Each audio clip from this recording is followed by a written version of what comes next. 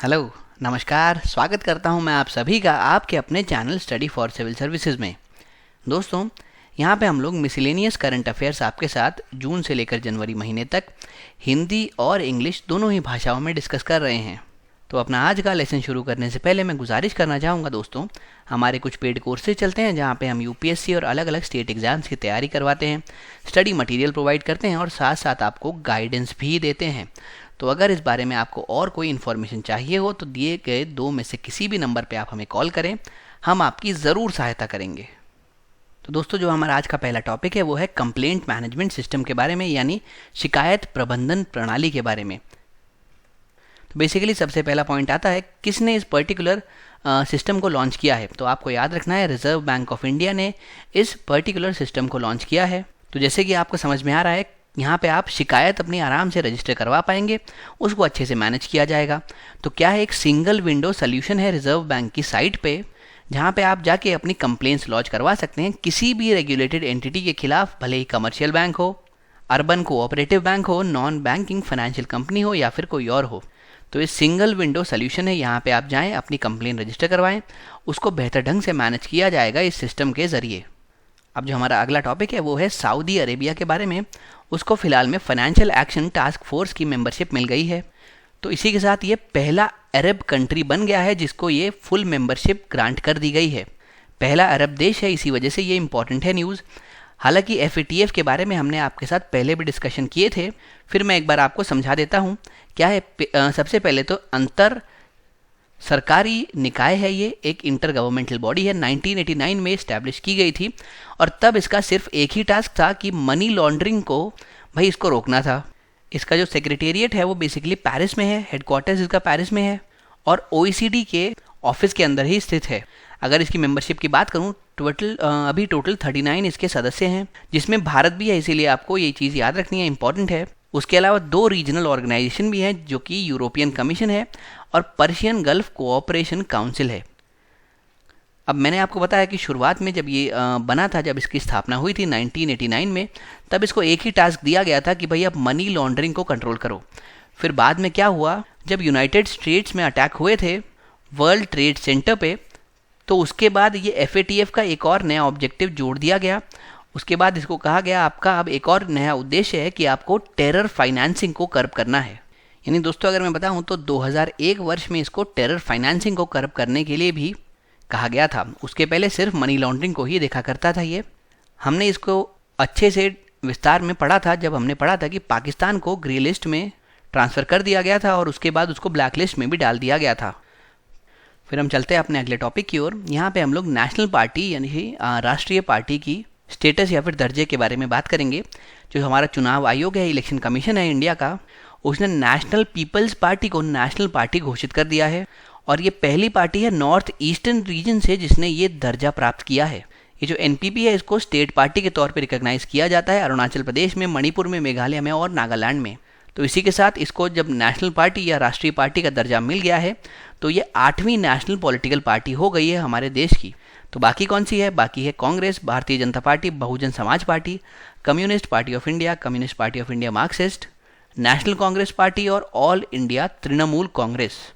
भारत में multi party system चलता है जहाँ पे इलेक्शन कमीशन के पास रिस्पॉन्सिबिलिटी है कि वो पॉलिटिकल पार्टीज़ को रजिस्टर करता है इलेक्शन के पर्पज़ के लिए और उनको रिकॉग्निशन दे सकता है नेशनल या फिर स्टेट पार्टीज़ का, उनके पोल परफॉर्मेंस को देखते हुए। तो ये जो है ये आपके लिए इम्पॉर्टेंट है। इस पर्टिकुलर पैराग्राफ को आप ध्यान से पढ़ें और मैं आपको एडवाइस करूंगा कि इसके साथ जो आपकी लक्ष्मीकांत में इलेक्शन संबंधित चैप्टर है आप उसको भी थोड़े अच्छे से पढ़ लें और ये देखें किस तरीके से इलेक्शन कमीशन किसी भी पार्टी को नेशनल पार्टी का दर्जा दे सकती है। फिर हम चलते हैं अपने अगले टॉपिक पे। यहाँ पे हम लोग खोन रामलीला के बारे में बात करेंगे। हाल ही में उत्तर प्रदेश सरकार ने संस्कृति विभाग की मदद से थाईलैंड सरकार के साथ मिलकर देश का पहला प्रशिक्षण और खोन रामलीला का प्रदर्शन कार्यक्रम आयोजित किया है। थाईलैंड में बेसिकली खोन मास्क डांस ड्रामा परफॉर्म किया जाता है, जो एक बहुत ही बेहद ग्रेसफुल डांस के तौर पे वहाँ जाना जाता है। इंस्ट्रूमेंट का इस्तेमाल होता है, गाने भी गाए जाते हैं और इस पूरे डांस के ज़रिए भगवान राम की महिमा को दर्शाया जाता है। इम्पॉर्टेंट पॉइंट ये है कि इसमें कोई डायलॉग्स नहीं होते और एक बैकग्राउंड वॉइस चलती जाती है जिसमें पूरी रामायण की स्टोरी बताई जाती है। जो खोन रामलीला है थाईलैंड की, उसको यूनेस्को की इनटैंजिबल कल्चरल हेरिटेज साइट में भी जगह दी गई है। यानी ये एक लिस्ट होती है जिसमें कई सारी कल्चरल हेरिटेज साइट्स को जगह मिलती है, माफ़ कीजिए कई सारे कल्चरल हेरिटेज को जगह मिलती है, और इसी के तहत खोन रामलीला जो कि थाईलैंड की है उसको भी इसमें जगह मिली हुई है। फिर हम चलते हैं अपने अगले टॉपिक पे। यहाँ पे हम लोग डिजिटल भारत, डिजिटल संस्कृति के बारे में पढ़ेंगे। सबसे पहले तो किसने लॉन्च किया है, तो union minister of state and culture, state for culture and tourism ने रिसेंटली इस पोर्टल को रिलीज़ किया है। क्या है, ई पोर्टल है ये, किसका है, CCRT का है। CCRT क्या है, centre for cultural resource and training. और साथ में CCRT का एक यूट्यूब चैनल भी लॉन्च किया गया है जिससे कि भारत के कल्चर को डिजिटल लेवल पे रख के ज़्यादा से ज़्यादा लोगों तक पहुंचाया जा सके। इस इनिशिएटिव के लिए, इस पहल के लिए जो CCRT है उसने टाई अप किया है रूट्स टू रूट के साथ, जो कि एक NGO है जिसकी मदद से CCRT अपने देश के कल्चर को ज़्यादा से ज़्यादा लोगों तक पहुंचाने के इच्छुक है। अब चलते हैं दोस्तों अपने अगले टॉपिक की ओर। यहाँ पे हम लोग 30 मीटर टेलीस्कोप के बारे में पढ़ेंगे। तो यहाँ पे एक संस्था है जिसका नाम है थॉट वर्क्स टेक्नोलॉजी, जो कि पुणे में बेस्ड है। उसने डेवलप किया है एक टेलीस्कोप कॉमन सॉफ्टवेयर अपने 30 मीटर टेलीस्कोप के लिए, और वो और अनदर सॉफ्टवेयर डेवलप कर रहा है अपने इस टेलीस्कोप के कंपोनेंट के लिए। अगर हम 30 मीटर टेलीस्कोप की बात करें तो ये एक प्रपोज्ड एस्ट्रोनॉमिकल ऑब्जर्वेटरी है जिसमें एक बहुत बड़ा टेलीस्कोप रखा गया है जो कि करीब 30 मीटर का होगा डायमीटर में। ये विश्व का सबसे बड़ा ग्राउंड बेस्ड टेलीस्कोप होगा एक बार इसको स्थापित कर दिया गया तो। ये एक इंटरनेशनल प्रोजेक्ट है, इसमें जो पैसा आ रहा है, जो फंड आ रहा है, वो अलग अलग साइंटिफिक ऑर्गेनाइजेशन से आ रहा है, कनाडा की, चाइना की, इंडिया की, जापान की और USA की। अब इसकी लोकेशन क्या प्लान की गई है, तो मौना किया जो कि हवाई के आइलैंड पे है, वहाँ पे इस 30 मीटर टेलीस्कोप को रखा जाएगा। तो ये इंपॉर्टेंट पॉइंट है। आपको इसमें क्या याद रखना है, सबसे पहले तो इसमें जो 5 इंटरनेशनल लेवल पे कंट्रीज जुड़ी हुई हैं उनका नाम याद रखना है, कहाँ इसकी प्लान लोकेशन है, उसके अलावा बेसिकली करेगा क्या ये, तो ये कुछ चीज़ें आपको याद रखनी है। ये तो न्यूज़ में था इसीलिए मैंने आपको बता दिया। ये जो बाद के 3 पॉइंट है ये आपके लिए इंपॉर्टेंट है। सैटर्न के कुछ नए मून को डिस्कवर किया गया है, यानी शनि के लिए उपग्रहों की खोज की गई है। कितने, टोटल 20 नए मून्स डिस्कवर किए गए हैं जो सैटर्न के चारों तरफ उसके इर्द गिर्द घूम रहे हैं। तो अब सैटर्न पे जो टोटल नंबर ऑफ मून्स है वो 82 पहुंच चुके हैं। इंपॉर्टेंट है चीज़, आपको याद रखना। ये जो मून की डिस्कवरी हुई है इसको हमने एक टेलीस्कोप की मदद से किया है, उसका नाम है सुबारू टेलीस्कोप, जो कि मौना किया हवाई में ही रखा हुआ है। इसकी डिस्कवरी से पहले जुपिटर सबसे ज़्यादा मून वाला प्लैनेट के तौर पे जाना जाता था जिसके 79 मून्स थे, लेकिन अब सैटर्न के क्योंकि 82 मून्स हो गए हैं तो उसने जुपिटर को ओवरटेक कर लिया। इंपॉर्टेंट है आपके एग्जाम के लिए। और यहाँ पे एक और अजीब पैटर्न देखा गया है, जो सैटर्न के नए चांद हैं, जो नए चंद्रमा हैं, उनमें से 17 चंद्रमा प्लैनेट के ऑपोजिट डायरेक्शन में रिवॉल्व करते हैं और इसलिए बोला जाता है रेट्रोगेट डायरेक्शन इस पर्टिकुलर रिवॉल्यूशन को। और जो बाकी 3 बचे हैं, यानी 20 हमने आइडेंटिफाई किए, 17 मैंने आपको यहाँ बताया, जो बाकी 3 बचे हैं वो सैटर्न के सेम डायरेक्शन में ही रोटेट करते हैं, तो उनको कहा जाता है प्रोग्रेड डायरेक्शन। तो ये चीज़ें आपको याद रखनी है, रेट्रोग्रेड डायरेक्शन क्या होता है, प्रोग्रेड डायरेक्शन क्या होता है। और अभी सबसे ज़्यादा किसके मून्स हैं, तो आपको याद रखना है सैटर्न के सबसे ज़्यादा मून्स हैं अभी। अब हम चलते हैं अपने अगले टॉपिक पे। यहाँ पे हम लोग सर्वे रिपोर्ट के बारे में जानेंगे। एक क्लीनलीनेस असेसमेंट किया गया था नॉन सब अर्बन एंड सब अर्बन स्टेशंस का 2019 में। बेसिकली यहाँ पे स्टेशंस को भांपा गया था उनके क्लीनलीनेस के ऊपर। रेलवे इसमें थर्ड पार्टी ऑडिट करवा रहा है और वर्ष 2016 से 407 मेजर स्टेशंस को एनुअली यहाँ पे ऑब्जर्व किया जाता है और उसका विश्लेषण किया जाता है। इस वर्ष सर्वे को एक्सपैंड करा गया और इसमें 720 स्टेशंस को देखा गया था। ऐसा पहली बार हुआ था जब 720 स्टेशंस यहाँ पे इंक्लूड किए गए थे। जैसे मैंने बताया 2016 से सिर्फ 407 स्टेशन ही देखे जा रहे थे। टोटल स्कोर रखा गया था 1000 और यहाँ पे जो भी कंपोनेंट थे उनका 33.33% वेट था टोटल स्कोर का। क्या क्या थे, प्रोसेस इवैल्यूएशन, डायरेक्ट ऑब्जर्वेशन और सिटीजन का फीडबैक। तो जो हमारे भारत के टॉप 3 स्टेशंस हैं, इनफैक्ट यहाँ पे हम लोग वेस्टर्न इंडिया की बात कर रहे हैं, जो पश्चिमी भारत के टॉप 3 स्टेशंस हैं वो सबके सब राजस्थान में हैं, जिसमें जयपुर है फर्स्ट पे, सेकंड पे जोधपुर और थर्ड पे दुर्गापुरा, जो कि एक जयपुर में ही स्टेशन है। और अगर आप टॉप 3 रेलवे जोन्स की बात करेंगे तो सबसे पहले आता है नॉर्थ वेस्टर्न रेलवे, उसके बाद आता है साउथ ईस्ट सेंट्रल रेलवे और फिर आता है ईस्ट सेंट्रल रेलवे। तो ये कुछ पॉइंट हैं आपको ध्यान रखने हैं। फिर दोस्तों हम चलते हैं अपने अगले टॉपिक पे। यहाँ पे हम लोग वयोश्रेष्ठ सम्मान के बारे में पढ़ेंगे। न्यूज़ में इसीलिए है क्योंकि भारत के राष्ट्रपति को हाल ही में 1 अक्टूबर को, जिस दिन हम लोग अंतर्राष्ट्रीय वृद्धजन दिवस मनाते हैं, उस दिन वयोश्रेष्ठ सम्मान 2019 से नवाजा गया। अब ये जो सम्मान है ये basically ministry of social justice and empowerment द्वारा स्थापित की गई एक स्कीम के तहत दिया जाने वाला सम्मान है। इसको वर्ष 2005 में लॉन्च किया गया था और इसको नेशनल स्टेटस दे दिया गया था, यानी नेशनल अवार्ड का स्टेटस मिल गया था 2013 वर्ष में। ये जनरली उन इंस्टीट्यूशंस को दिया जाता है जो एल्डरली पर्सन की सेवा में कुछ बहुत अच्छा करते हैं, या फिर दिया जाता है उन सिटीजन्स को, उन नागरिकों को जिन्होंने अपने सर्विस या फिर अचीवमेंट से कुछ बहुत ज़बरदस्त अपना नाम बनाया है। इसमें जो इंस्टीट्यूशनल कैटेगरी विनर्स हैं उनमें कौन कौन है? Central council for research in Ayurvedic studies sciences, माफ़ कीजिएगा, इसको बेस्ट रिसर्च इंस्टीट्यूशन का अवार्ड दिया गया है। उसके अलावा गांधी भवन इंटरनेशनल ट्रस्ट, जिसको बेस्ट इंस्टीट्यूशन जो कि सीनियर सिटीजन्स के सर्विस के लिए दिया गया, यानी कि उसने सीनियर सिटीजन्स की सर्विस में अपने आप को पूरी तरीके से झोंक दिया है, बेस्ट सर्विस दी है। तो बेसिकली प्रेसिडेंट रामनाथ कोविंद द्वारा इन 2 संस्थानों को यहाँ पे दिया गया है अवार्ड। दोस्तों माफ़ करिएगा, शुरुआत में मुझसे गलती हो गई थी, मैंने बोला कि प्रेसिडेंट को दिया गया है, तो ऐसा नहीं है, वो गलती से हो गया। यहाँ पे हुआ ये है, प्रेसिडेंट ने दिया है ये अवार्ड इन 2 संस्थाओं को, जिसमें एक तो दिया गया है आयुर्वेदिक साइंस के लिए बेस्ट रिसर्च इंस्टीट्यूट के तौर पे, और एक दिया गया है गांधी भवन को सीनियर सिटीजन की सर्विस करने के लिए। और ये जो अवार्ड है ये जनरली किसी इंस्टीट्यूशन को ही दिया जाता है, तो आप ये चीज़ ध्यान रखें। अगर हम इंडिविजुअल कैटेगरी की बात करें तो इंडिविजुअल कैटेगरी में जो विनर्स रहे हैं वो हैं ईश्वर चंद्र चिंतामणि और छज्जू राम शर्मा। हालांकि विनर के नाम याद करना आपके लिए इम्पोर्टेंट नहीं है, आप एक बार बस ये समझें कि कौन देता है, किस दिन देता है और किस स्कीम के तहत ये पूरी चीज़ दी जाती है। अब दोस्तों हम यहाँ पे चलते हैं अपने अगले टॉपिक की ओर। यहाँ पे QS इंडिया यूनिवर्सिटी रैंकिंग के बारे में हम पढ़ रहे हैं। हाल ही में दूसरा इसका संस्करण जारी किया गया है।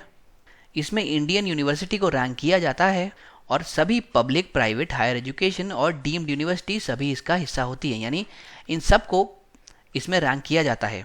तो अगर हम बात करें तो इंडियन इंस्टीट्यूट ऑफ टेक्नोलॉजी यानी IITs ने पूरी लिस्ट को डोमिनेट किया है। टॉप 10 में 7 IITs रहे हैं। फर्स्ट पे IIT बॉम्बे रहा है और सेकंड पे रहा है इंडियन इंस्टीट्यूट ऑफ साइंस, जो पिछले साल भी इसी तरीके से था। यहाँ पे 8 अलग अलग कैटेगरीज के तहत सभी इंस्टीट्यूट्स को रैंक किया जाता है, और वो 8 कैटेगरीज कौन सी हैं आपको याद करने की ज़रूरत नहीं है, फिर भी मैं बता देता हूँ आपको। Academic reputation, employer reputation, faculty student ratio, proportion of staff with PhD, papers per faculty from Scopus database, citation per paper from Scopus database, proportion of international students, proportion of international faculty और academic reputation, जो यहाँ पे सबसे ज़्यादा wait लिए हुए है। तो अगर आपको याद रखना है तो बस इतना याद रखिए कि जो 8 कैटेगरी हैं उसमें सबसे ज़्यादा वेट दिया हुआ है एकेडमिक रेपुटेशन को, यानी उस जो इंस्टीट्यूट है, यूनिवर्सिटी है, उसकी एकेडमिक रेपुटेशन कैसी है। अब हम चलते हैं अपने अगले टॉपिक पे। यहाँ पे हम लोग प्रधानमंत्री इनोवेटिव लर्निंग प्रोग्राम ध्रुव के बारे में समझेंगे। क्या है ये? 14 दिन का एक लर्निंग प्रोग्राम है जहाँ पे जो भी टैलेंटेड बच्चे हैं उनको मेंटर किया जाएगा, उनको नर्चर किया जाएगा एक्सपर्ट्स के द्वारा अपने अपने अलग अलग फील्ड के। इस प्रोग्राम का नाम ध्रुव रखा गया है ध्रुव तारे के वजह से, और यहाँ पे हर एक स्टूडेंट जो कि हमने उनके टैलेंट के बेस पे उनको छांटा है, उस हर एक स्टूडेंट को ध्रुव तारा माना गया है। बेसिकली ये जो प्रोग्राम है इसमें 2 एरियाज हम कवर करेंगे, एक तो साइंस और दूसरा परफॉर्मिंग आर्ट्स। टोटल 60 स्टूडेंट्स लिए जाएंगे, 30 फ्रॉम ईच एरिया, यानी 30 साइंस से आएंगे और 30 आएंगे परफॉर्मिंग आर्ट्स से। 9वीं से 12वीं क्लास तक के बच्चे इसमें पार्टिसिपेट कर सकते हैं, सभी स्कूल के, भले ही सरकारी हो भले ही निजी हो। धीरे धीरे आने वाले समय में इस प्रोग्राम को और एक्सपैंड किया जाएगा, क्रिएटिव राइटिंग और ऐसे बहुत सारे दूसरे फील्ड भी इसमें जोड़े जाएंगे, लेकिन फ़िलहाल के लिए अभी इसमें 2 ही फील्ड्स हैं। तो ये कुछ चीज़ें हैं जो आपको ध्यान रखनी है। अब हम आते हैं अपने अगले टॉपिक पे। यहाँ पे यूथ को लैब के बारे में हम बात करेंगे। तो 2 लोगों ने मिलकर इस चीज़ को लॉन्च किया है, एक तो नीति आयोग का अटल इनोवेशन मिशन और दूसरा यूनाइटेड नेशन डेवलपमेंट प्रोग्राम, यानी संयुक्त राष्ट्र विकास कार्यक्रम। तो ये आपके एग्जाम में आने की ज़्यादा संभावना है। किसने इसको लॉन्च किया है तो आप ध्यान रखें, अटल इनोवेशन मिशन जो कि नीति आयोग के अंतर्गत है, उसके अलावा United Nation development programme. Basically जो यंग इंडिया है उसमें किस तरीके से सोशल एंटरप्रेन्योरशिप को बढ़ावा दिया जा सके और कैसे इनोवेशन को बढ़ावा दिया जा सके, इस पे ये पूरा फोकस करता है। सोशल एंटरप्रेन्योरशिप जो यहाँ पे वर्ड इस्तेमाल किया गया है उसका तात्पर्य ये है कि आप सामाजिक तौर पे एक बहुत बड़े लेवल का चेंज लेके आएँ, बहुत बड़े पैमाने का चेंज लेके आएँ और वो ज़्यादा इफेक्टिव स्केल का हो बजाय एक एनजीओ के। एनजीओ भी देखिए सोशल सेक्टर में काम करता है, सोसाइटी में चेंज लाने के लिए काम करता है, लेकिन अगर आप सोशल एंटरप्रेन्योरशिप के तहत बात कर रहे हैं तो आपको एनजीओ से काफ़ी बेहतर काम करना है और सोसाइटी में एक चेंज लाने की कोशिश करनी है। एनजीओ से या फिर गैर सरकारी संगठनों से ये किस तरीके से डिफ़र करते हैं अगर हम बात करें तो देखिए ये जो सोशल एंटरप्रेन्योरशिप है इसमें हम लोग ब्रॉड टारगेट्स सोचते हैं, लंबे समय तक के टारगेट सोचते हैं, लंबे समय तक के चेंजेस के बारे में सोचते हैं। और जो एनजीओज़ हैं वो एक तो स्मॉल स्केल और साथ में टाइम लिमिटेड चेंजेस के ऊपर फोकस करते हैं। यहाँ पे जो भी अफेक्टेड व्यक्ति है उसको हम सल्यूशन का ही हिस्सा समझते हैं, उसको बेनिफिशियरी नहीं समझते। उसको हम लोग प्रोत्साहित करते हैं कि आप खुद आइए आगे, हिस्सा बनिए और खुद कुछ चेंज लाइए। भारत में इस तरीके की सोशल एंटरप्रेन्योरशिप पहले भी देखी गई है, जैसे कि अमूल, जैसे कि सेवा। अमूल आज हम सब जानते हैं कितनी बड़ी ब्रांड है, लेकिन एक समय ये सोशल एंटरप्रेन्योरशिप से ही आगे बढ़ी थी।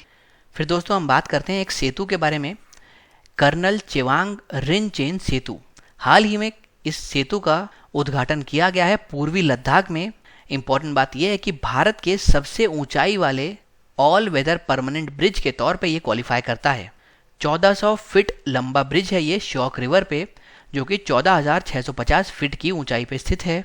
अगर हम बात करें तो ये 255 किलोमीटर का जो सेक्शन है, एक रोड है दारबुक श्योक दौलत बेग ओल्डी सेक्शन, जो कि रोड निकलती है ले और काराकोरम पास से, उसके इस सेक्शन के आसपास इसको बनाया गया है। ये चाइना के बॉर्डर से करीब 45 किलोमीटर की दूरी पर स्थित है। जो ब्रिज का सुपर स्ट्रक्चर है इसकी वजह से उसको कहा गया एक्स्ट्रा वाइड बेली ब्रिज। किसने बनाया है? बॉर्डर रोड ऑर्गेनाइजेशन ने इसको बनाया है। 15 महीने लगे हैं, 2017 में इसको शुरू किया गया था। और अब इससे फ़ायदा क्या होगा? जो समय पहले लगा करता था उससे आधा समय अब लगेगा एक जगह से दूसरी जगह पहुंचने में। पहली बार भारत में माइक्रो पाइलिंग टेक्निक का इस्तेमाल किया गया है इस पर्टिकुलर बिल्डिंग की स्थापना करते समय। अब ये कर्नल साहब कौन है जिनके नाम पे हमने ये ब्रिज रखा है? तो कर्नल चेवांग रिनचेन जो है देश के दूसरे सबसे बड़े वीरता पुरस्कार महावीर चक्र से सम्मानित होने वाले केवल 6 सशस्त्र बलों के कर्मचारियों में से एक हैं। उसके अलावा बात करते हैं हम चेनाब ब्रिज की, जो 1178 फीट का है। ये जम्मू कश्मीर में है, चेनाब रिवर के ऊपर। एक बार अगर ये कंप्लीट हो गया तो पूरे विश्व का सबसे हाईएस्ट रेलवे आर्क ब्रिज हो जाएगा ये। तो ये भी इंपॉर्टेंट है आपके एग्जाम के लिए। फिर हम चलते हैं कि एप्लीकेशन पे एम हरियाली ऐप किसने लॉन्च किया है? Ministry of housing and urban affairs ने लॉन्च किया है। क्यों लॉन्च किया है? जिससे कि लोगों में एनकरेजमेंट डेवलप किया जा सके, लोगों को प्रोत्साहित किया जा सके कि वो ज़्यादा वृक्षारोपण करें, पेड़ लगाएं और ग्रीन ड्राइव्स में इन्वॉल्व हों।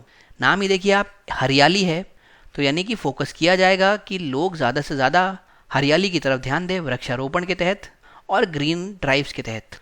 ये क्या करता है? ये ऑटोमेटिक जियो टैगिंग देता है प्लांट्स की, जिसकी वजह से जो भी वहाँ पे नोडल ऑफिसर तैनात है वो पीरियोडिकली मॉनिटर कर सकते हैं प्लांटेशन को। लोग क्या कर सकते हैं, मान लीजिए आपने कोई भी पौधा लगाया है, तुरंत उसकी फ़ोटो खींचिए और फ़ोटो खींच के इस ऐप पे आप अपलोड कर सकते हैं और ये वेबसाइट पे डिस्प्ले करा दी जाएगी। ऐप पूरी तरीके से यूज़र फ्रेंडली है, कोई भी व्यक्ति इसको आराम से इस्तेमाल कर सकता है और किसी भी एंड्रॉयड मोबाइल फ़ोन पे ये चलता है। अब हम बात करते हैं पर्यटन पर्व के बारे में, जो 2019 में कंडक्ट किया गया। Ministry of petroleum and natural gas ने मिनिस्ट्री ऑफ स्टील के साथ में मिलके पर्यटन पर्व 2019 को इनॉग्रेट किया है नई दिल्ली में। बेसिकली अगर बात करें किसने इसको ऑर्गेनाइज़ किया, तो इसको ऑर्गेनाइज़ किया जाता है मिनिस्ट्री ऑफ टूरिज़्म एंड इसको मनाया गया अक्टूबर 2019 में पूरे देश भर में। तो यहाँ पे 2 आपके सामने पॉइंट्स आ गए। इनॉग्रेट किसने किया? अगर इस तरीके क्वेश्चन आए तो आपको याद रखना है ministry of petrol and natural gas के साथ मिलके मिनिस्ट्री ऑफ स्टील ने। लेकिन इसको ऑर्गेनाइज कौन कराता है ये ज़्यादा इंपॉर्टेंट है, तो ऑर्गेनाइज कराता है मिनिस्ट्री ऑफ टूरिज़्म। इसमें जो आइडिया को प्रोपोगेट किया जाता है, जो आइडिया को फैलाया जाता है, वो है देखो अपना देश, जिसके तहत हम लोग सभी इंडियंस को प्रोत्साहित करते हैं कि जो भी भारत में टूरिस्ट डेस्टिनेशन है वो वहाँ पे ज़रूर विजिट करें। जो पर्यटन पर्व है 2019 का, वो महात्मा गांधी की 150वीं जयंती को समर्पित है। इस पर्व को ऑर्गेनाइज किया जा रहा है जिससे कि टूरिज्म के बेनिफिट्स को उजागर किया जा सके और एक प्रिंसिपल को वापस रीइंफोर्स किया जा सके कि टूरिज्म इज़ फॉर ऑल, यानी सभी के लिए टूरिज्म है। पर्यटन पर्व के बेसिकली 3 कंपोनेंट है। सबसे पहले मैंने बताया आपको देखो अपना देश, उसमें हम लोग भारतीय नागरिकों को या फिर भारतीय लोगों को प्रोत्साहित करते हैं कि वो अपने खुद की कंट्री में जो भी टूरिस्ट डेस्टिनेशन है वहाँ पे विजिट करें। दूसरा कंपोनेंट है टूरिज्म फॉर ऑल। यहाँ पे टूरिज्म इवेंट्स अलग अलग राज्यों की अलग अलग साइट्स में ऑर्गेनाइज कराए जा रहे हैं। और तीसरा है टूरिज्म एंड गवर्नेंस। उसमें हम लोग इंटरैक्टिव सेशंस और वर्कशॉप कंडक्ट कर रहे हैं अलग अलग स्टेक होल्डर्स के साथ। तो बेसिकली ये 3 कंपोनेंट है जो आपको याद रखने हैं। अब दोस्तों हम चलते हैं अपने अगले टॉपिक की ओर। बेसिकली जो वायु प्रदूषण हो रहा है उसको रिजॉल्व करने के लिए सरकार ने ये तय किया कि ग्रीन क्रैकर्स का हम लोग प्रचलन बढ़ाएंगे। तो ये ग्रीन क्रैकर्स क्या हैं? ये ऐसे पटाखे हैं जो प्रदूषण कम कॉज करेंगे लेकिन साउंड में जो हमारे ट्रेडिशनल पटाखे हैं उनसे मैच करेंगे। ये किस तरीके से फॉर्मुलेट किए गए? तो अलग अलग फॉर्मुलेशंस बनाए गए थे council of scientific and industrial research की 8 लेबोरेटरीज द्वारा, जिसको लीड किया गया था नागपुर बेस्ड नीरी द्वारा। नीरी क्या है? National environment engineering research institute. तो सब कुछ नीरी के अंडर पूरा कार्य चल रहा था और यहाँ पे 8 लेबोरेटरीज जो कि CSIR की हैं वो ग्रीन क्रैकर्स के साथ जुड़े हुए फॉर्मुलेशंस को डेवलप करने में लगी हुई थी। ग्रीन क्रैकर्स का नाम रखा गया है सेफ वाटर रिलीजर या फिर स्वास, सेफ थर्माइट क्रैकर या स्टार और सेफ मिनिमल एल्यूमिनियम या फिर सफल। ये जो पार्टिकुलेट मैटर जो पटाखे रिलीज करते हैं उसमें करीब 30% की कमी लाएंगे, क्योंकि यहाँ पे हम पोटेशियम नाइट्रेट का इस्तेमाल करेंगे ऑक्सीडेंट के तौर पे, जिसकी वजह से ज़्यादा PM पार्टिकल्स उड़ेंगे नहीं। और जो नॉर्मल आप पटाखे जलाते थे उसमें से बहुत सारे PM पार्टिकल्स निकल के हवा में उड़ते थे जो अल्टीमेटली वायु को प्रदूषित करते थे। ये जो क्रैकर्स है इनमें एक यूनिक प्रॉपर्टी है कि ये वाटर वेपर रिलीज करते हैं, यानी जल वाष्प ये छोड़ते हैं, साथ में ये हवा भी छोड़ते हैं और ये दोनों चीज़ें मिलके डस्ट को सप्रेस करने का काम करती हैं। उसके अलावा ज़्यादा इसमें कुछ गैसियस एमिशंस होते नहीं हैं तो ज़्यादा एनवायरनमेंट आपका पल्यूट नहीं होगा। लेकिन अगर आवाज़ की बात करें तो आपके जो ट्रेडिशनल क्रैकर्स हैं उनसे ये मैच कर जाते हैं। इसके अलावा दोस्तों कई ग्रीन क्रैकर्स में हमने बेरियम नाइट्रेट को ऑक्सीडाइज़र के तौर पे हटा दिया है। क्यों हटाया है? क्योंकि बेरियम नाइट्रेट जनरली जब भी कोई इनहेल करता है तो आपके रेस्पिरेशन के दौरान ये आपके शरीर में चला जाता है, जिससे ये बाद में इरिटेशन कर सकता है नाक में, थ्रोट में और लंग्स में। किसी भी प्रकार का अगर पटाखा होगा तो उसको रेगुलेट किया जाता है पेसो द्वारा, यानी petroleum and explosive safety organisation द्वारा। ये इंपॉर्टेंट है एग्जाम के लिए। और पेसो क्या है? ये एक रेगुलेटरी अथॉरिटी है। ऑटोनॉमस स्टेटस ये इंजॉय करती है, यानी स्वायत्त स्थिति ये इंजॉय करती है। किसके अंडर है? Department for promotion of industry and internal trade के अंतर्गत है ये, जो कि खुद ministry of commerce and industry के अंतर्गत है। फिर हम चलते हैं अपने अगले टॉपिक पे। यहाँ पे भारत में एशिया का सबसे प्राचीन बांस प्राप्त हुआ है। हुआ ये कि हाल ही में बांस के एक नए जीवाश्म रिकॉर्ड से पता ये चला है कि भारत एशियाई बांस का जन्म स्थान है। अब ये फॉसिल या फिर जीवाश्म कहाँ मिला है? तो ये आसाम में माकुम कोलफील्ड है, उसकी तिरप खदान में मिला है। अब ये जो पूरी खोज हुई है इससे इस सिद्धांत को और ज़्यादा मजबूती प्राप्त हो जाती है कि जो बांस है वो भारत से एशिया में आया है, ना कि यूरोप से। अभी तक ये माना जाता था कि जो बैम्बू है वो यूरोप से आया है, लेकिन इस पर्टिकुलर रिसर्च के बाद ये चीज़ सामने आ चुकी है कि सबसे पुराना एशिया में जो बांस है वो भारत में प्राप्त हुआ है। तो यानी एशिया में जो बांस आया है वो भारत से ही आया है। बैम्बू बड़ी अलग अलग कंडीशंस में सर्वाइव कर जाता है, जैसे कि 5 डिग्री से लेकर 30 डिग्री तक के टेम्परेचर में ये सर्वाइव करने की क्षमता रखता है। सी लेवल्स पे अगर हम बात करें तो करीब 4000 मीटर्स तक ये सर्वाइव कर जाता है। अलग अलग रेनफॉल कंडीशन में भी ये सर्वाइव कर जाता है। मान लीजिए बहुत ज़्यादा बारिश हो रही है तो भी कोई दिक्कत नहीं है, बहुत कम बारिश है तो भी कोई दिक्कत नहीं है। भारत में अगर आप बात करें तो बैम्बू कहाँ पे नेचुरली उगता है, तो करीब करीब पूरे ही देश में बांस नेचुरल तौर पे पाया जाता है एक्सेप्ट कश्मीर। तो एक्सेप्शन आपके लिए ज़रूरी है। फिर हम चलते हैं भारत के स्टारी ड्वार्फ फ्रॉग पे। नाखून के बराबर ये जो स्पीसी है ये वेस्टर्न घाट में डिस्कवर की गई है। वैज्ञानिकों ने इस मेढक का नाम रखा है एस्ट्रोबथ्राकस कुरिचियाना, क्योंकि इसमें कॉन्स्टलेशन जैसी मार्किंग्स हैं और वहाँ पे जो इंडिजिनस लोग हैं उनको भी यहाँ पे इम्पोर्टेंस दी गई है इस फ्रॉग की नेमिंग में। ये जो इंडिजिनस पीपल है कुरिचियरमाला हिल रेंजेस में निवास करते हैं। इसको इस तरीके से नाम दिया गया है क्योंकि ये जो मेंढक है ये एक एडल्ट के नाखून के बराबर हैं, या फिर आप बात करें तो अंगूठे के बराबर हैं। ऑरेंज इनकी बैली है, ब्राउन कलर का बैक है और इसमें वाइट स्पॉट्स होते हैं। अब हम चलते हैं अगले यहाँ पे टॉपिक पे। तस्मेनियन टाइगर के बारे में हम यहाँ पढ़ेंगे। तस्मेनियन टाइगर अकेला ऐसा कार्निवोरस मार्सूपियल था जो कि माना जाता था कि एक्सटिंक्ट हो गया है, लेकिन रिसेंटली उसको ऑस्ट्रेलिया में स्पॉट किया गया है, तो इसी वजह से ये न्यूज़ में आ गया है और बहुत इंपॉर्टेंट हो गया है। ये एक डॉग से रिजेंबल करता है, यानी कुत्ते से रिजेंबल करता है। हालांकि कुछ इसमें फिर भी डिस्टिंग्विशिंग फीचर्स हैं, जैसे कि यहाँ पे डार्क स्ट्राइप्स आपको देखने को मिलेंगी उसकी बॉडी के पिछले हिस्से में जो उसकी पूंछ तक जाती हैं। अब अगर बात करें आप तो तस्मेनियन टाइगर्स बहुत धीरे धीरे चलते हैं, जैसे कि बिल्लियाँ एकदम दबे पाँव चलती हैं वैसे ही तस्मेनियन टाइगर्स दबे पाँव चलते हैं। ये ऑस्ट्रेलिया, न्यू गिनी और तस्मानिया में रहा करते थे, लेकिन धीरे धीरे ये एक्सटिंक्ट होते चले गए और कहा जाता था सिर्फ तस्मानिया में ही पाए जाते हैं। पर अल्टीमेटली जब कोई भी इसका इंडिविजुअल दिखना बंद हो गया तो हम मानते थे कि ये पूरी तरीके से एक्सटिंक्ट हो चुके हैं, विलुप्त हो चुके हैं। पर ये जो अभी रिसेंटली स्पॉट किया गया ऑस्ट्रेलिया में, उसके बाद ये वापस से न्यूज़ में आ चुके हैं और एग्ज़ाम के लिए बहुत इंपॉर्टेंट हो चुके हैं। फिर हम चलते हैं विश्व की सबसे तीव्र गति से चलने वाली चींटी के ऊपर। भाई साइंटिस्ट ने अभी हाल ही में एक चींटी की डिस्कवरी की है, उसको कहा गया है द सहारन सिल्वर एंट, जो पूरे विश्व में सबसे तेज़ चलने वाली चींटी है। और अगर आप उसकी स्पीड ह्यूमन की स्पीड से कंपेयर करेंगे तो 360 माइल्स पर आवर की स्पीड से वो चलती है। जनरली इसको सैंड ड्यून्स में पाया जाता है, नदन सहारा के। और अगर आप बात करें तो वो अपनी बॉडी लेंथ के 108 गुना चल लेती हैं पर सेकंड में, क्योंकि हमने यहाँ पे बताया कि ये सैंड ड्यून्स यानी कि रेत के टीलों में रहती हैं। बहुत भयंकर उस समय गर्मी होती है, तो गर्मी से बचाने के लिए इनके शरीर पे सिल्वर कलर के हेयर होते हैं जो बेसिकली सनलाइट को रिफ्लेक्ट करते हैं। तो ये कुछ इनकी खूबियाँ हैं जो आपको ध्यान रखनी है।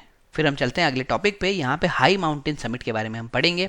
पहला पॉइंट आता है कि किसने इसको कन्वीन किया है, तो वर्ल्ड मीटेरोलॉजिकल ऑर्गेनाइजेशन या फिर विश्व मौसम विज्ञान संगठन ने इसको कन्वीन किया है या फिर इसका आयोजन किया है। इसको किया क्यों गया है, जिससे कि हाई लेवल डायलॉग और एंगेजमेंट हो सके डिसीजन मेकर्स का और लोकल एक्टर्स का, जिससे कुछ science based user driven knowledge और इंफॉर्मेशन सिस्टम के ऊपर से पर्दा हटाया जा सके और कुछ इनोवेशन किया जा सके। हालांकि ये बात इंपॉर्टेंट नहीं है, आपको याद रखना है किसने कन्वीन की है, तो वर्ल्ड मीटेरोलॉजिकल ऑर्गेनाइजेशन ने। अब हम चलते हैं अपने अगले टॉपिक पे। इसमें हम पढ़ेंगे डीम्ड फॉरेस्ट क्या होता है। तो भाई फॉरेस्ट एडवाइजरी कमेटी या फिर वन सलाहकार समिति ने हाल में ही राज्यों को कहा है कि आप एक क्राइटेरिया के साथ हमारे सामने आएँ और आइडेंटिफाई करें डीम्ड फॉरेस्ट कहाँ हैं। अब डीम्ड फॉरेस्ट क्या है, ये ऐसे फॉरेस्ट हैं जिनको नोटिफाई किया गया हो या तो फॉरेस्ट डिपार्टमेंट के सामने या फिर रेवेन्यू डिपार्टमेंट के पास। फिर कुछ ऐसे एरिया भी होते हैं जो कि देखने में तो लगते हैं जंगल के जैसे हैं, लेकिन ना उनको रिकॉर्ड किया गया है ना उनको नोटिफाई किया गया है। तो सुप्रीम कोर्ट ने कहा है कि भाई ऐसे एरियाज़ को आप आइडेंटिफाई करो और क्लासीफाई करो इनको डीम्ड फॉरेस्ट के तौर पे। अगर इस क्राइटेरिया के तहत पूरे देश में आने वाले फॉरेस्ट को आप गिनेंगे तो वो पूरे देश के फॉरेस्ट का 1% कॉन्स्टिट्यूट करते हैं। डीम्ड फॉरेस्ट पहले से ही एक लीगल कैटेगरी ऑफ फॉरेस्ट है कुछ एक राज्यों में, हालांकि उनको उनकी डिक्शनरी डेफिनेशन के हिसाब से डिफाइन नहीं किया गया है। इस तरीके की कैटेगरी जो है वो उसको ओडिशा के स्टेट फॉरेस्ट एक्ट में मेंशन किया गया है, मध्य प्रदेश के भी स्टेट अमेंडमेंट में मेंशन किया गया है। हालांकि अभी भी कुछ स्टेट्स, कुछ राज्य यहाँ पे अनक्लियर हैं, अभी भी उनको आगे की स्थिति स्पष्ट नज़र नहीं आ रही। अब हम चलते हैं अपने अगले टॉपिक पे। यहाँ पे हम मधुमक्खी पालन विकास समिति की रिपोर्ट के बारे में चर्चा करेंगे।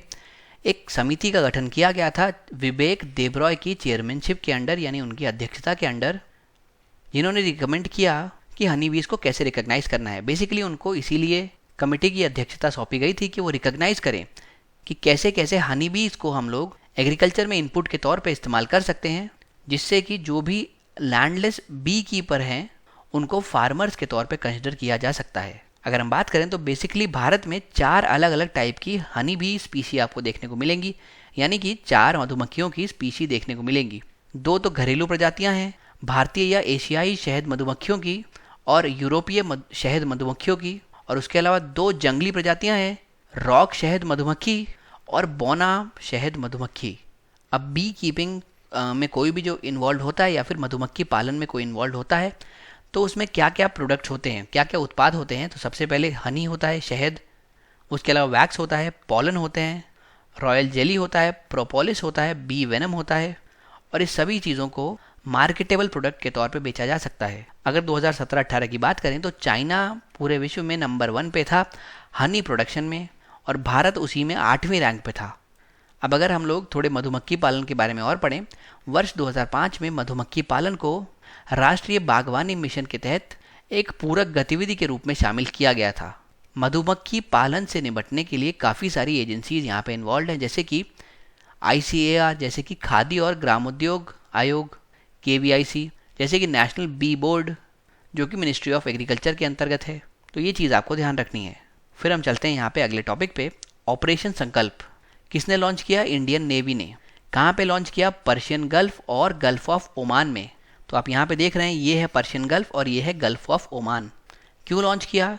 देखिए, जो भी वहाँ से भारत के वेसल्स जाते हैं उनको ये यकीन दिलाने के लिए किया है कि वो अगर स्ट्रेट ऑफ हॉर्मूज, पर्शियन या अरेबियन गल्फ रीजन से पास होंगे तो वो एकदम सेफ हैं, सुरक्षित हैं, और सभी समुद्री घटनाओं से यहाँ पे निपटा जाएगा। उनके ऊपर किसी भी तरीके की कोई समस्या नहीं आएगी। INS चेन्नई और INS सुनैना को यहाँ पे डिप्लॉय किया गया है रीजन में, जिससे वो मैरीटाइम सिक्योरिटी के ऑपरेशंस कंडक्ट कर सकें। साथ साथ एरियल सर्विलेंस भी यहाँ पे की जा रही है इंडियन नेवी एयरक्राफ्ट के द्वारा। तो उसमें आपसे 3 बातें पूछी जा सकती हैं। सबसे पहले किसने लॉन्च किया? इंडियन नेवी ने। कौन से एरिया के लिए किया? पर्शियन गल्फ के लिए और गल्फ ऑफ ओमान के लिए। उसके अलावा क्यों किया? जिससे कि वहाँ पे मैरीटाइम सिक्योरिटी को प्रमोट किया जा सके। फिर हम चलते हैं अगली एक्सरसाइज की तरफ। यहाँ पे एक्सरसाइज गरुड़ के बारे में हम पढ़ रहे हैं। भारतीय वायुसेना ने पार्टिसिपेट किया है बाइलैटरल एक्सरसाइज में। किस के बीच में थी? भारत और फ्रेंच की एयरफोर्स के बीच में थी। इंपॉर्टेंट है। इस एक्सरसाइज का नाम गरुड़ 6 दिया गया है। क्यों? क्योंकि ये 6ठा एडिशन है। और कहाँ पे हुआ था? इसको फ्रेंच एयरफोर्स के बेस पे प्लान किया गया था। फिर हम चलते हैं दोस्तों अपने अगले टॉपिक पे। यहाँ पे रावण 1 के बारे में हम पढ़ेंगे। क्या है? श्रीलंका की पहली सैटेलाइट है रावण 1, जो कि उसने इंडिजिनियसली डिज़ाइन और डेवलप की है। इसको सक्सेसफुली लॉन्च कर दिया गया है इंटरनेशनल स्पेस स्टेशन से ऑर्बिट में।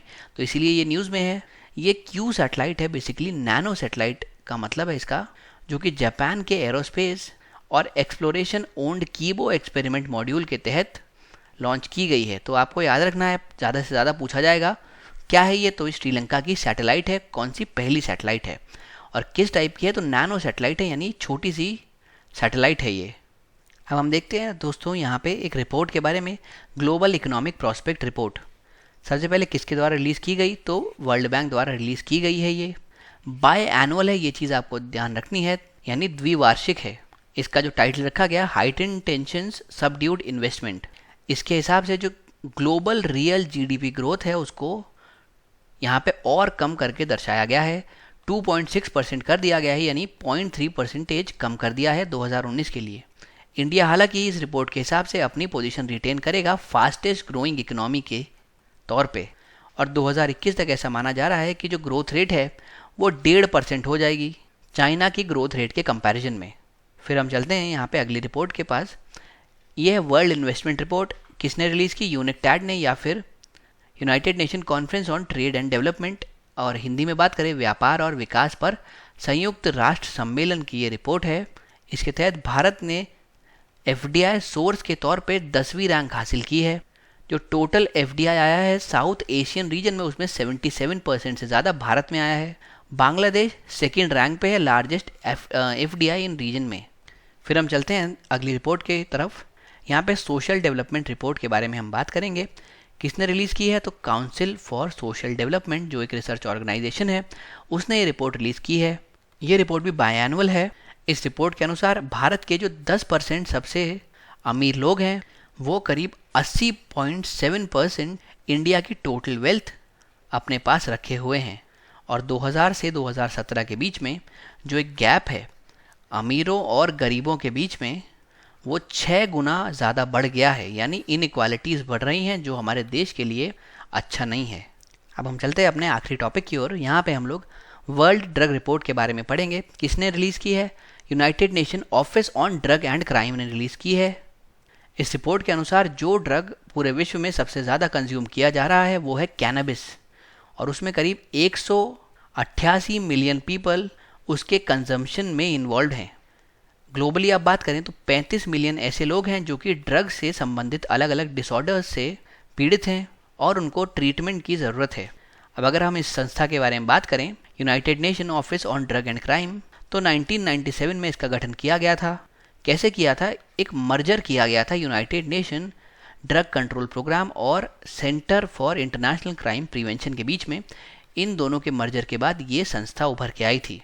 ये बेसिकली वॉलंटरी कॉन्ट्रीब्यूशंस पर रिलाई करती है। ज़्यादातर इसमें गवर्नमेंट से कॉन्ट्रीब्यूशन आते हैं। ये अलग अलग एरियाज़ पे फोकस करती है, जैसे ऑर्गेनाइज क्राइम्स, जैसे कि trafficking, corruption, drug abuse prevention. तो ये कुछ चीज़ें आपको ध्यान रखनी है इस पर्टिकुलर संस्था के बारे में। तो दोस्तों, इसी के साथ हम अपने आज के लेसन को समाप्त करते हैं। मैं उम्मीद करता हूँ इस लेक्चर सीरीज़ से आपको हेल्प हुई होगी, कॉन्सेप्ट्स आपके कुछ हद तक मजबूत हुए होंगे। आप पूरे लेक्चर में मेरे साथ बने रहे, इसके लिए मैं आपका धन्यवाद करता हूँ।